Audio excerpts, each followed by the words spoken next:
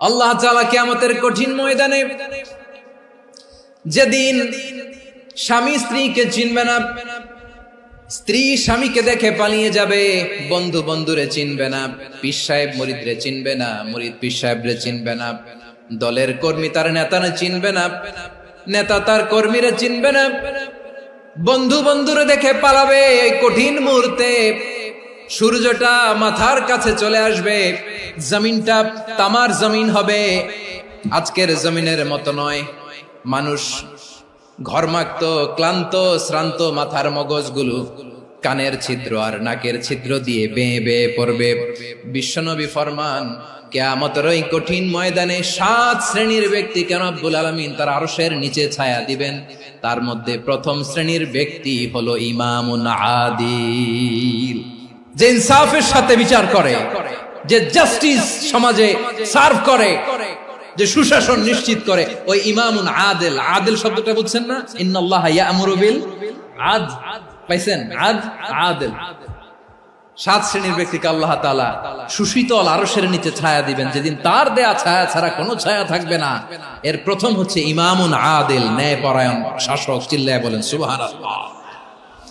আবার বিশ্বনবী বললেন, ইন্নাল মুকসিতিনা ইনদাল্লাহি আলা মানাবিরা মিন নূর আন ইয়ামিনির রহমান। কিয়ামতের দিন যারা ন্যায় পরায়ণ হিসেবে আল্লাহর সামনে দাঁড়াবে, কিয়ামতের দিন রব্বুল আলামিন তার আরশের ডান দিকে ওই ন্যায় পরায়ণ লোকদের জন্য আরশের ডান দিকে একটা নূরের মিম্বারে তাদেরকে বসার সুযোগ করে দিবে। আল্লাহর আরশের ডান দিকে ন্যায় পরায়ণ লোকদের জন্য আল্লাহ তাআলা নূরের মিম্বার বানাবে। 4টে কেন কথা মনে করেছেন? আল আদাল, জাস্টিস। ইন্নাল্লাহা ইয়া'মুরু বিল আদল। আল্লাহ তাআলা এই আদালতের নির্দেশনা দেন, সুবিচার, সুশাসন।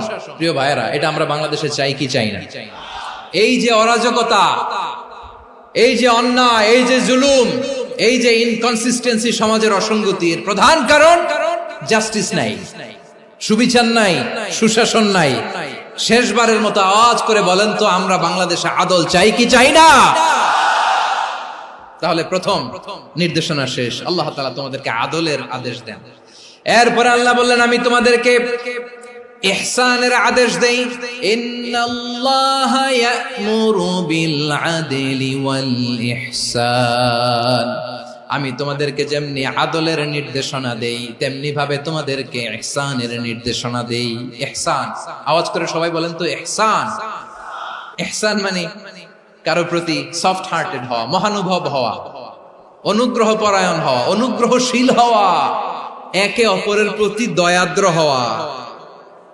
একে অপরের প্রতি দয়াদ্র, অনুগ্রহশীল হওয়া ছাড়া মানবিক সমাজ কশিনকালেও গঠন করা সম্ভব না। প্রিয় ভাইয়েরা, সুন্দর আচরণ দিয়ে, ইহসান দিয়ে যা জয় করা যায়, নরম আচরণ দিয়ে যেটা অর্জন করা যায়, কঠোরতা দিয়ে সেটা পারা যায় না। বিষ্ণু ঈসা ইসলাম ইহসান দিয়ে, কোমল আচরণ দিয়ে, তার অনুগ্রহ দিয়ে তিনি অনেক কাফিরের হৃদয়কে জয় করে ফেলেছেন। সাইয়েদনা সুমামা ইবনে উসাল রাদিয়াল্লাহু তাআলা আনহুর কথা মনে পড়ে যায়। তিনি ছিলেন ইয়ামামার বাদশা। মদিনাতে বিশ্বনবীকে হত্যা করার নিয়তে এসেছিলেন, গোপনে গোপনে বিশ্বনবীকে হত্যা করে আবার ইয়ামামাতে তিনি ফিরে যাবেন। কিন্তু কি অবাক করা কাণ্ড, হত্যা করতে পারে নাই, সাহাবাদের হাতে তিনি ধরা পড়ে গেলেন।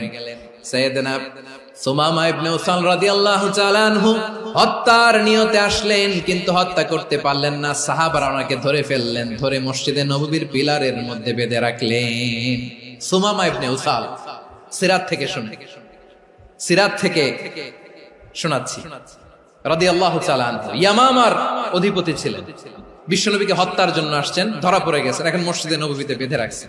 তার মানে বন্দী। এখন স্ট্যাটাস কি? বন্দী, ক্যাপটিভ। তো বিষ্ণু ঈসা ইসলাম সাহাবাদেরকে বললেন, তার খোঁজ খবর নিও, সুমামা ইবনে উসালের খোঁজ খবর নিও।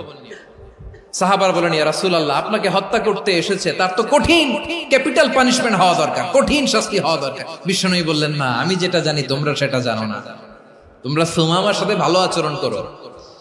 বিশ্বনবী সুমামার কাছে গেলেন। প্রথম দিন যে তিনি কালেমার দাওয়াত দিলেন, ইমানের দাওয়াত দিলেন, ইসলামের দাওয়াত দিলেন, রিসালাতের দাওয়াত দিলেন, আখিরাতের দাওয়াত দিলেন। পরের দিন যে বিশ্বনবী সালাতের দাওয়াত দিলেন, যাকাতের দাওয়াত দিলেন, ইসলাম কি, কিভাবে, কেমন করে পালন করতে হয় চমৎকার আর্টিকুলেট করতে শুরু করলেন। তন্ময় হয়ে সুমামা ইবনে উসাল রাদিয়াল্লাহু তাআলা আনহু বিশ্বনবীর কথাগুলো শুনতে আরম্ভ করলো।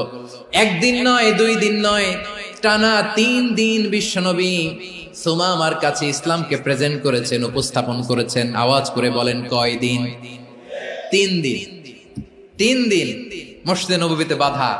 আর সাহাবীদেরকে বললেন, তার খোঁজ খবর নিও, তোমরা যে রুটি বানাও এর মধ্যে সবচেয়ে ভালো আটার রুটিটা তারে দিও, সবচেয়ে রিফাইন্ড খেজুর, যেটা পিওর খেজুর, এটা তারে দিও। আর বিশ্বনবী নিজের ওট থেকে দুধ দহন করে ওনার বাড়ির এক কর্মচারীকে বলেছেন, দুধ দহন করে সুমামার জন্য নিয়ে যেও। সুবহানাল্লাহ পড়বেন না? সবাই তো অবাক, ইয়ামামা থেকে আসছে নবীকে হত্যা করতে, বিশ্বনবী দেখে তারে জামাই আদর করে। একদিন নয়, 2 দিন নয়, টানা 3 দিন বিশ্বনবী এভাবে সুমামার কাছে যেয়ে ইসলামকে প্রেজেন্ট করতে আরম্ভ করলেন, ইসলামকে উপস্থাপন করতে শুরু করলেন। আর তাকে চমৎকার এন্টারটেইনমেন্ট, আপ্যায়ন দিতে আরম্ভ করলেন। টানা 3 দিন যখন ইসলামের দ্য বিউটিজ অফ ইসলাম, ইসলামের সুমহান বাণী, সৌন্দর্য তার কাছে উপস্থাপন শেষ, তাকে আপ্যায়ন শেষ, বিশ্বনবী বললেন সাহাবাদেরকে, যাও এবার সুমামার হাতের পায়ের রশি দুটো খুলে দাও।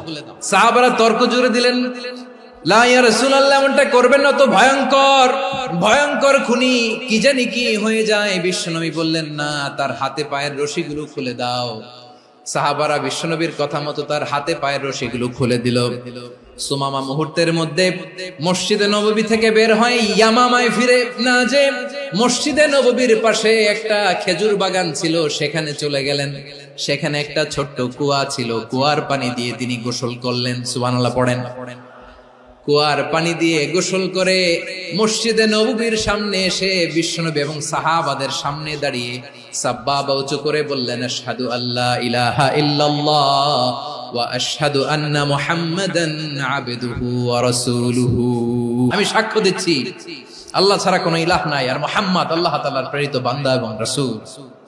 প্রিয় ভাইরা, ইহসান দিয়ে যা জয় করা যায়, কঠোরতা দিয়ে সেটা কঠিনকালেও জয় করা যায় না। আওয়াজ করে বলেন, ঠিক কি না?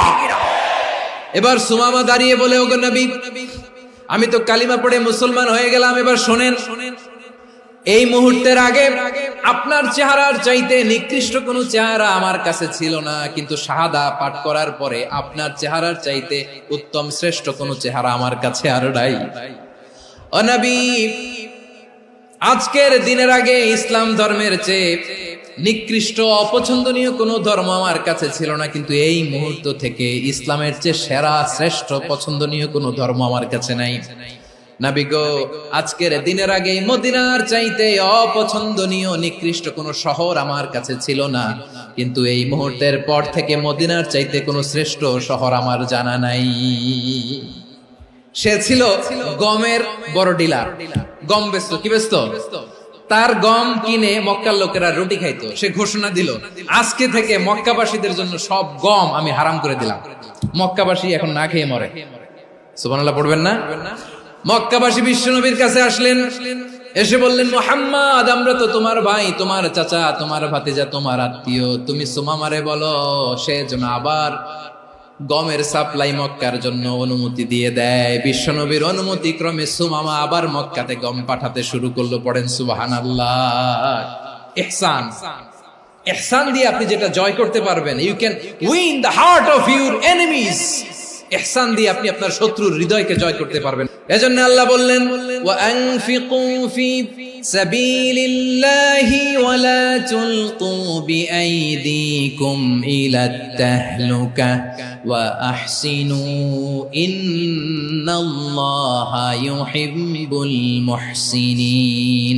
তোমরা আল্লাহর রাস্তায় দান করবে আর নিজেরা নিজেদেরকে ধ্বংসের হাতে ঠেলে দিও না। তোমরা একে অপরের প্রতি ইহসান করবে, কারণ ইহসানকারীদেরকে আল্লাহ বড় ভালোবাসেন। সুবহানাল্লাহ পড়েন।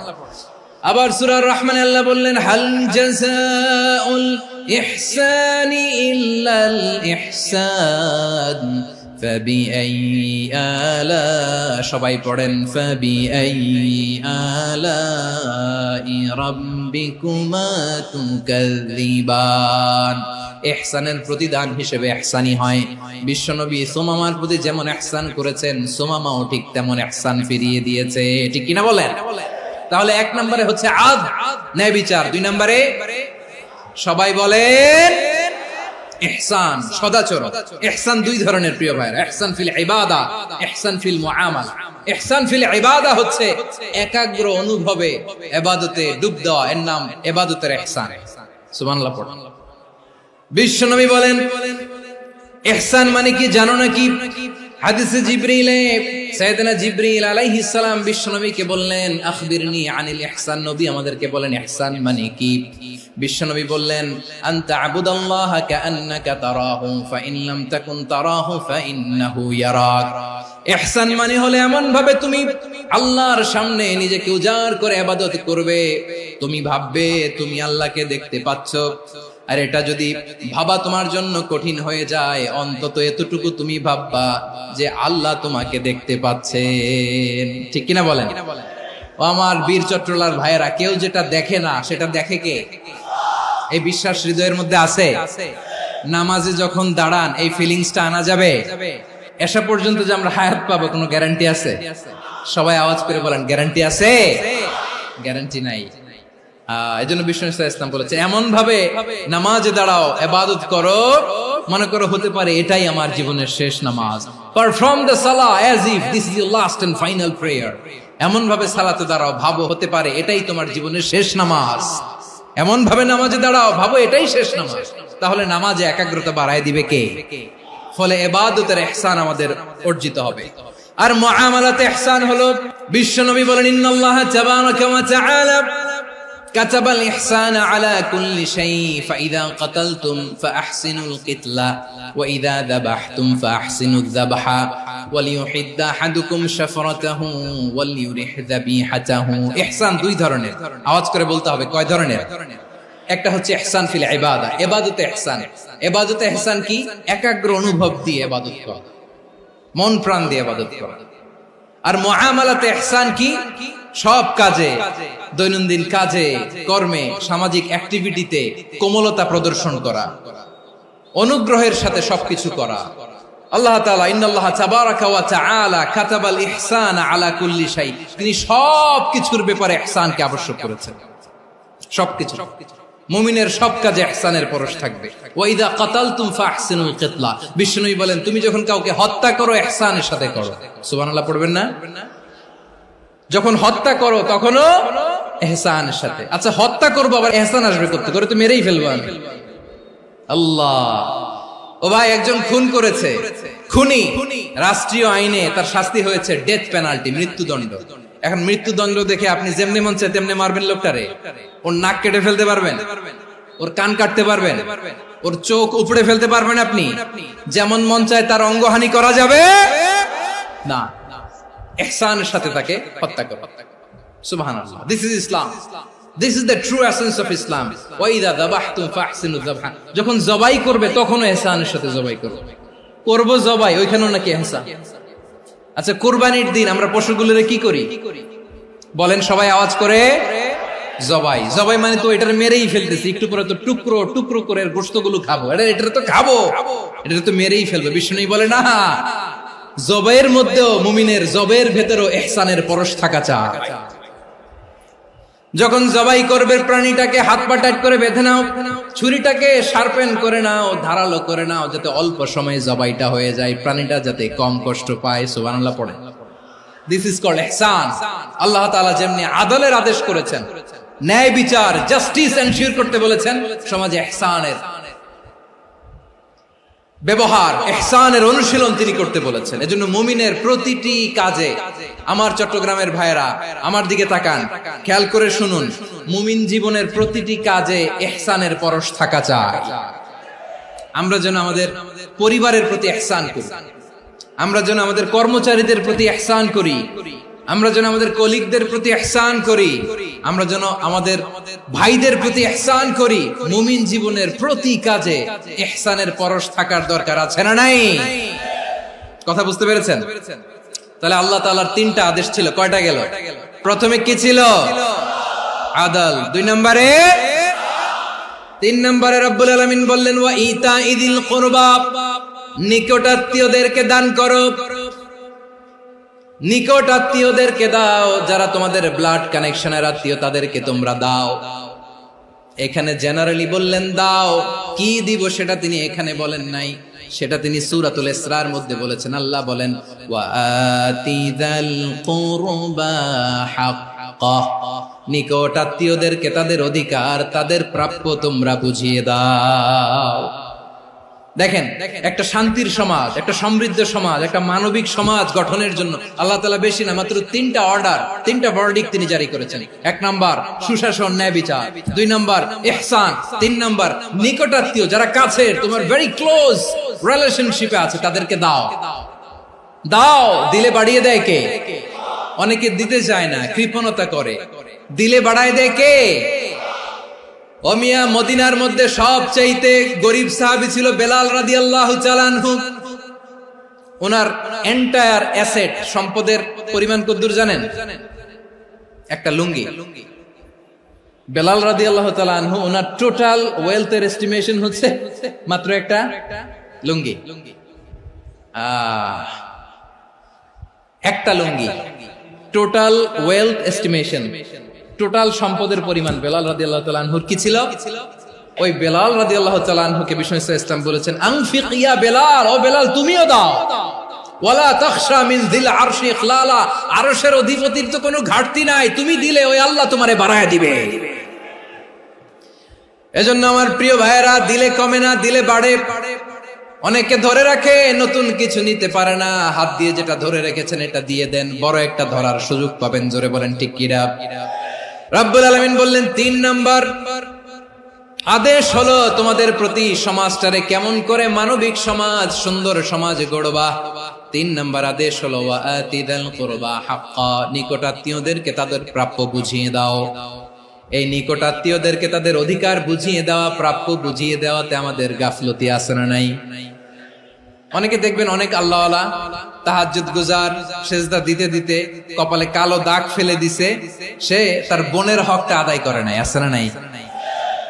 অনেক বড় হাজী সাহেব, বিশাল লম্বা দাড়ি, ছেলেরে সব দিয়ে দিছে, মেয়েরে কিছু দেয় নাই, মেয়ের হক আদায় করে নাই, আছে না নাই? এই হাজী সাহেবেরা, এই আল্লাহওয়ালারা কিয়ামতের ময়দানে আটকে যাবে। আপনি অন্যের অধিকার নষ্ট করেছেন, তাদের রাইটস কে ভায়োলেট করেছেন। এজন্য আল্লাহ তাআলা বলেন, কারো অধিকার যদি কেউ নষ্ট করে, ওই সমাজটা মানবিক সমাজ কোশ্চিনকালেও হতে পারে না। এজন্য 3 নম্বর আল্লাহ বললেন ওয়া ইতাইদিল কুরবা, নিকটাত্মীয়দেরকে দাও। কি দিবা? তাদের অধিকার দিয়ে দাও। বোনের অধিকার বুঝিয়ে দাও, মেয়ের অধিকার বুঝিয়ে দাও, ফুফুর অধিকার বুঝিয়ে দাও। দেখবেন অনেক মায়েরা ছেলের পাতে মুরগির রান দেয়, মেয়ের পাতে দেয় মুরগির ঠ্যাং। তো মেয়ের কি মুরগির রান খেতে মনে চায় না? মনে চায় না? এমনটা করা যাবে না। নিকটাত্মীয়দেরকে অধিকার দিয়ে দাও, নিকটাত্মীয়ের সাথে সুসম্পর্ক রাখো। আদেশটা কার? এজন্য প্রিয় ভাইয়েরা, জীবনে যদি বারাকা অর্জন করতে চান, নিকটাত্মীয়দের সাথে সুসম্পর্ক রাখতে হবে, তাদের জন্য উপহার পাঠাতে হবে। বিশ্বনবী বলেন লা ইয়াদখুলুল জান্নাতা কাতে, যে ব্যক্তি আত্মীয়তার সম্পর্ককে ছিন্ন করে দেয়, সে কঠিন কালেও আল্লাহর জান্নাতে ঢুকবে না। আপনি কি এটারে সহজ হাদিস মনে করছেন? এটা সহজ কথা? আপনি ভাবছেন আপনার নামাজ আপনারে বাঁচাতে পারবে, আপনার রোজা বাঁচাতে পারবে, আপনার তাহাজ্জুদ আপনারে বাঁচাতে পারবে? অধিকার নষ্ট করলে কিছুই আপনারে বাঁচাতে পারবে না।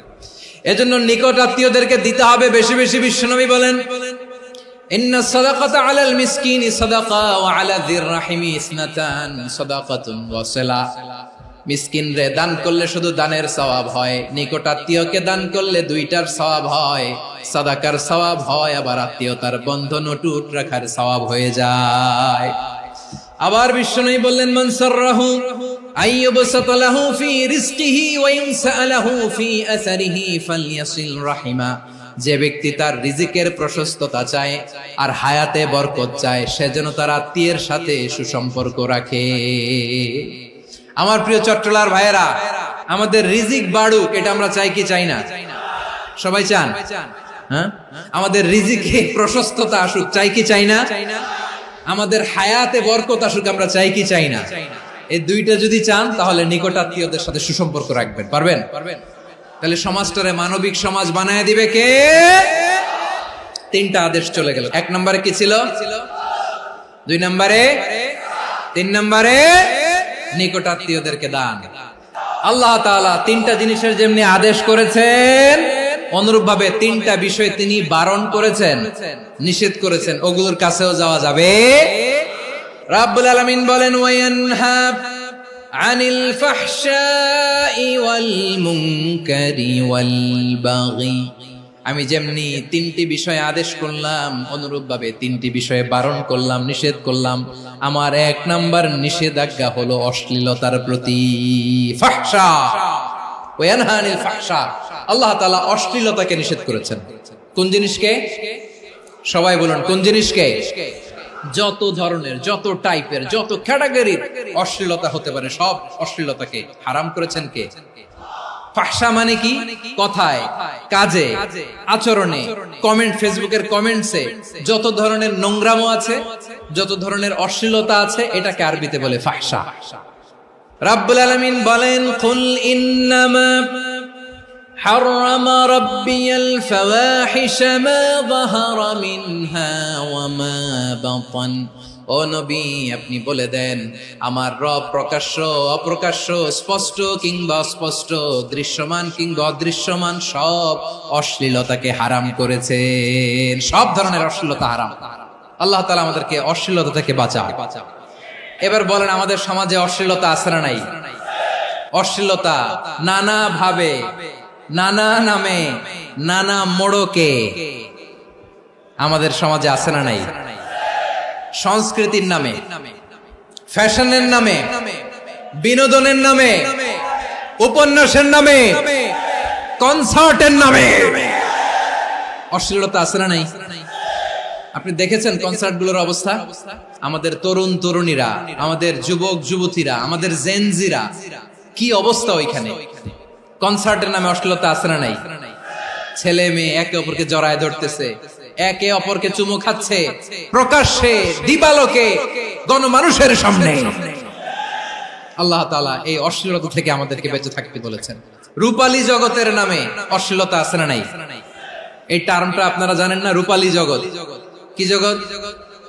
আসলে কি রূপালী জগৎ না অন্ধকার জগৎ? আমার বোনেরা, আপনাদেরকে যে কি বলে তারা বুঝায়, রূপালী জগৎ শুনেই আপনি ভরকে যাবেন না। রূপালী জগতে যে নারী যত বেশি উলঙ্গ, সে নাকি তত বেশি সাহসী। জানেন? বলে এটা একটা সাহসী নারী, খুব সাহসী পদক্ষেপ তার। যত বেশি শরীর থেকে কাপড় নামাতে পারবে, যত বেশি বস্ত্রহীন হয়ে নিজেকে প্রেজেন্ট করতে পারবে, সে নাকি তত বেশি সাহসী। আমার চট্টলার ভাইয়েরা, শয়তানের প্রথমে এজেন্ডা ছিল বনি আদমকে বস্ত্রহীন করা। সে আদম এবং হাওয়া আলাইহিস সালামকে নিষিদ্ধ গাছের ফল খাইয়ে তাদেরকে বস্ত্রহীন করেছে। এই জামিনেও সে আমাদেরকে বস্ত্রহীন করতে চাইবে। এই রূপালী জগতের নামে তারা এটা করে। আমার প্রিয় বোনেরা, আপনি জানেন না আপনার দাম কত? ওরা আপনাদেরকে বিজ্ঞাপনের সস্তা পণ্য বানাতে চায়। ওরা আপনাদেরকে ওদের ভোগের লিপসার টুলস বানাতে চায়। ওরা আপনাদেরকে দিয়ে ওদের খায়েশ পূরণ করতে চায়। এটা আপনাদের জন্য মোটেও ডিগনিটি নয়, এটা আপনাদের জন্য সম্মান নয়।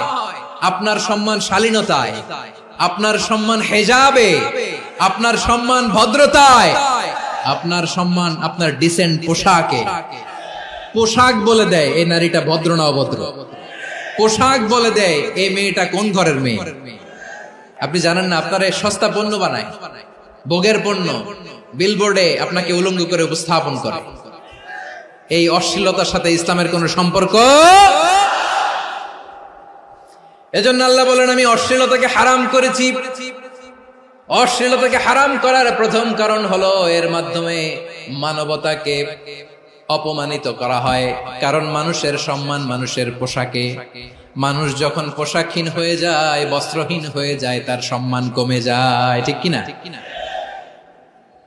অশ্লীলতাকে হারাম করার প্রথম কারণ হচ্ছে মানুষ মানুষকে অপমান করে। একটা নারী, সে তো সম্মানিত, নারী যে কত সম্মানিত নারীরা এটা বুঝেই নাই। বিশ্বনবী বলেন আদ-দুনিয়া কুল্লুহা মাতা ওয়া খায়রু মাতা'আদ দুনিয়া আল মারআতু সালিহা।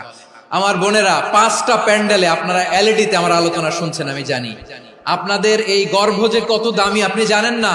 আপনার পেট থেকেই আসবে আগামী দিনের সালাহুদ্দিন আল আইয়ুবী। আপনার পেট থেকেই আসবে অনাগত দিনের ইমাম মাহদী আল মুনতাযর। আপনার পেট থেকেই আসবে অনাগত দিনের ফয়সাল, ওয়াসিম, মুগ্ধ, আবু সাইদের মতো বীর যোদ্ধা। আমার প্রিয় বোনেরা, আমার প্রিয় বোনেরা, বিশ্বনবীর কথার ওজন খেয়াল করেন। আদ-দুনিয়া কুল্লুহা মাতা ওয়া খায়রু মাতা'আদ দুনিয়া আল মারআতু সালিহা। দুনিয়ার সবকিছুই অ্যাসেট, এর মধ্যে সবচেয়ে দামি অ্যাসেট নেককার নারী। আপনার গর্ভ যে কত দামি আপনি জানেন না। নিজের সময়টাকে কাজে লাগান, কোরআন পড়েন, সুন্নাহ পড়েন। আপনার অনেক দায়িত্ব ঘরে। You are the MD of your family. একটা family it's a very big institution. পরিবার একটা অনেক বড় প্রতিষ্ঠান। And you are the MD of your institution. আপনি এই পরিবারের MD, managing director of your family. এখানে আপনার কত দায়িত্ব। আপনি ছেলে মেয়েদেরকে তারবিয়া করবেন। আপনি আপনার স্বামীর জন্য ঘরটারে জান্নাতের নীর বানাবেন। আপনার জন্য জান্নাতের ডুপ্লেক্স বাড়ি ওইখানে তৈরি করে রাখবে কে? আপনি যে কত দামি আপনি জানেন না। নারীদেরকে আল্লাহ বানিয়েছেন উচ্চতর করে, নিম্নতর নয়। নারীদেরকে ছোট্ট জিনিস দিলে এটারে বড় করে দেয়। নারীদেরকে ভ্রূণ দিলে, শুক্রাণু দিলে নারী এটারে বাচ্চা হিসেবে উপহার দেয়, ঠিক কিনা? বিয়ের মাধ্যমে স্বামী যখন তার শুক্রাণু তার স্ত্রীকে উপহার দেয়, স্ত্রী রিটার্নে কি উপহার দেয়? ফুল ফর্ম বেবি, মানব সন্তান। দেখছেন, আপনি দিলেন একটুকুনি, দিছে বিশাল। আপনি যদি নারীকে বাজার এনে দেন, নারী এটাকে সুস্বাদু খাবারে রূপান্তর করে দেয়। আপনি তাকে একটা মুচকি হাসি দিয়ে দেন, সে তার কলিজা দিয়ে দেয়। কিন্তু যদি আপনি তার মনে কষ্ট দেন, সে আপনার জীবনকে জাহান্নাম বানায়া দেয়। নারীর মন বুঝতে পারলে নেয়ামত, বুঝতে না পারলে কিয়ামত। আমার প্রিয় বোনেরা, আপনি যে কত দামি আপনি জানেন না। অনেক দামি আপনি। আপনাদেরকে যেন ভোগের সস্তা পণ্য বানাতে না পারে, আপনাদেরকে সচেতন থাকতে হবে। তাহলে কেন আল্লাহ তাআলা এই ফাহশা, অশ্লীলতাকে হারাম করলেন? 1 নাম্বার, এতে হিউম্যান ডিগনিটি কমে। 2 নাম্বার, এতে মানুষের অধিকার নষ্ট হয়। আপনি বিয়ে করেছেন, এরে পরকিয়া করেন, ওর সাথে এরকম আছে না নাই? স্ত্রীর অধিকার নষ্ট করেছেন। আপনি বিবাহ সম্পর্কে আবদ্ধ হয়েছেন তার সাথে, আপনি পরকিয়া করেন ওই ছেলের সাথে, আপনি আপনার হাজবেন্ডের সাথে বিট্রে করেছেন। এজন্য আল্লাহ অশ্লীলতাকে হারাম করেছেন। অশ্লীলতাকে হারাম করার আরেকটা কারণ হচ্ছে আল্লাহ তাআলা এই হিউম্যান জেনারেশনকে এটাকে প্রিজার্ভ করতে চায়। হিফজুন নাসল, এটা মাকাসিদুশ শরিয়ার অনেক গুরুত্বপূর্ণ একটা মাকাসিদ, অনেক গুরুত্বপূর্ণ। আপনার নাসল, আপনার জেনারেশনকে সংরক্ষণ করা। এই যে আসতেছে ফেব্রুয়ারি, কত ফেব্রুয়ারি জানো? এটা কি বিশ্ব ভালোবাসা দিবস? হ্যাঁ, কি দিবস? এই বিশ্ব ভালোবাসা দিবসের সাথে মুসলমানদের কোনো সম্পর্ক নাই। আমার প্রিয় ভাইরা, এই যে আপনি অবৈধ সম্পর্কে জড়ালেন, কেন আল্লাহ অশ্লীলতাকে হারাম করেছে দেখেন। বলতেছিলাম যে এটা আপনার নাসল, আপনার জেনারেশন, আপনার লিনিয়েজ, আপনার বংশকে প্রিজার্ভ করা। কে কার বাবা, কে কার মা, বাবা মা জানা, প্রজন্মকে প্রিজার্ভ করা, এটা ইসলাম ওয়াজিব করে দিয়েছে। এই যে অবৈধ সম্পর্কের কারণে, বিশ্ব বেহায়া দিবসের কারণে, এগুলোর আউটকাম, আউটপুট হিসেবে মাঝে মাঝে এই ঢাকা মেডিকেলের ডাস্টবিনে নবজাতকের বাচ্চার কান্নার আওয়াজ শুনতে পাওয়া যায়। চট্টগ্রাম মেডিকেলের ডাস্টবিনে নবজাতকের কান্না শুনতে পাওয়া যায়। বীর চট্টলার মুসলমানেরা বুঝতে পারলে আওয়াজ করে বলেন, এই যে চট্টগ্রাম মেডিকেলে যে নবজাতকটা পাওয়া গেল, ওর বাবাকে আমাকে বলেন, ওর মাকে, ও কোন ফ্যামিলির সন্তান কেউ জানে? আপনি হিউম্যান ডিগনিটিকে অপমান করেছেন না? আপনি তার ভবিষ্যৎকে অন্ধকার করেছেন না? আপনি তার লিনিয়েজকে প্রশ্নবিদ্ধ করে দিয়েছেন না? এই জন্য আল্লাহ তাআলা অশ্লীলতাকে আমাদের জন্য হারাম করে দিয়েছেন। পড়েন সুবহানাল্লাহ। এই জন্য রাব্বুল আলামিন বলেন, কুল ইন্নামা হারামা রাব্বিয়াল ফাওয়াহিশা মা যাহারা মিনহা ওয়া মা বাতান। প্রকাশ্য অপ্রকাশ্য সব অশ্লীলতাকে হারাম ঘোষণা করে দিয়েছে কে? আবার দুনিয়ার বুকে যারা অশ্লীলতার প্রসার করে তাদের জন্য শাস্তি মজুদ রেখেছে কে? রব্বুল আলামিন বলেন, ইন্নাল্লাযীনা ইউহিব্বুনা আন তাশিআল ফাহিশাতু ফিল্লাযীনা আমানু লাহুম আযাবুন আলীমুন ফিদ দুনিয়া ওয়াল আখিরাতি ওয়াল্লাহু ইয়ালামু ওয়া আনতুম লা তা'লামুন। নিশ্চয়ই যারা বিশ্বাসীদের মাঝে অশ্লীলতার প্রচার প্রসার করতে চায় তাদের জন্য আমি মর্মন্তুদ শাস্তি প্রস্তুত করে রেখেছি, দুনিয়াতেও রেখেছি, আখিরাতেও রেখেছি। ঘোষণাটা কার? যারা এই নাটকের নামে, সিনেমার নামে, রূপালী জগতের নামে, মুভির নামে, ওটিটি প্ল্যাটফর্মের নামে আমার সমাজে অশ্লীলতা ছড়াতে চায় তাদের জন্য কঠিন মর্মন্তুদ শাস্তি মজুদ রেখে দিয়েছে কে? ও আমার বোনেরা, এখনো আপনি জাগবেন না? এখনো আপনার চিন্তার দুয়ারে এখনো নাড়া পড়ে নাই? ওরা আপনাকে উলঙ্গ বানাতে চায়, ওরা আপনাকে আইটেম গার্ল বানাতে চায়। এজন্য ইসলাম অশ্লীলতাকে হারাম করেছে। হারাম। ইসলাম বলেছে যোজন যোজন দূরে থাকো, ওরা বলে না কাছে আসো, কাছে আসার গল্প, ক্লোজ আপ ওয়ান, কাছে আসার গল্প আছে না নাই? তাহলে অশ্লীলতার সাথে আমাদের কোনো সম্পর্ক? সবাই বলতে পারেননি, আওয়াজ করে বলুন, অশ্লীলতার সাথে আমাদের কোনো সম্পর্ক? আমরা এই সমস্ত ক্লোজ আপ ওয়ান, কাছে আসার গল্পের প্রোগ্রামে যাব? আমরা কোন ধরনের অশ্লীল কন্টেন্ট সোশ্যাল মিডিয়ায়, টিভিতে দেখব? কি যুগ যে আমরা কাটাচ্ছি আপনি কল্পনা করতে পারবেন না। পর্ন ইন্ডাস্ট্রি, নারী পুরুষের বস্ত্রহীন যুগল দৃশ্য, এটাকে দিয়ে ওরা কোটি ডলারের ইন্ডাস্ট্রি বানিয়েছে। পুরো মানব ইতিহাসে এরকম জঘন্য সময় মানব ইতিহাস পার করে না। পর্ন এটা ইন্ডাস্ট্রি হয়ে গেছে। আমাদের এই যুবকগুলো, জেনজি গুলো, ওদের চরিত্র বাঁচাবে কি করে? কেমন করে হেফাজত করবে ওদের এই মূল্যবান চরিত্র? আমার প্রিয় ভাইরা, এই অশ্লীলতার দ্য লেটেস্ট ভার্সন হচ্ছে LGBTQ, শরীফ থেকে শরীফা। শুনছেন আপনারা? দেখতে পুরুষ, আসলেই পুরুষ, সুস্থ একজন পুরুষ, 4 সন্তানের বাবা, বলে আমি মনে মনে নারী। দেখতে নারী, সুস্থ নারী, আসলেই সে দিব্যি একজন নারী, বলে আমি মনে মনে পুরুষ। সবচেয়ে ভয়ঙ্কর অশ্লীলতার সবচাইতে লেটেস্ট ভার্সন হচ্ছে এই ট্রান্সজেন্ডারিজম। সুস্থ পুরুষ তার বায়োলজিক্যাল গ্রোথকে হরমোন দিয়ে স্টপ করে দিয়ে সে সার্জারি